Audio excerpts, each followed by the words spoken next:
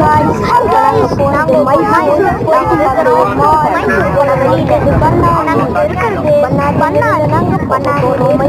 நாங்க வர வரும்போது வந்திருக்கிற வண்டி இப்போ நம்ம முன்னாடியே பாருங்க எவ்வளோ அழகா இருக்குது. ஓகே நம்ம சுத்தி இருக்கிறோம். எங்க அம்மா சுத்தி ஜாலியா இருக்குது. ஓகே கொஞ்ச நேரம் வந்துருச்சு.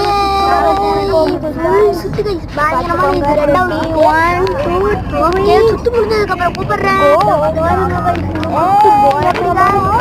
பாம்பு வரை இதோட தான் நினைச்சிட்டீங்களா? நானே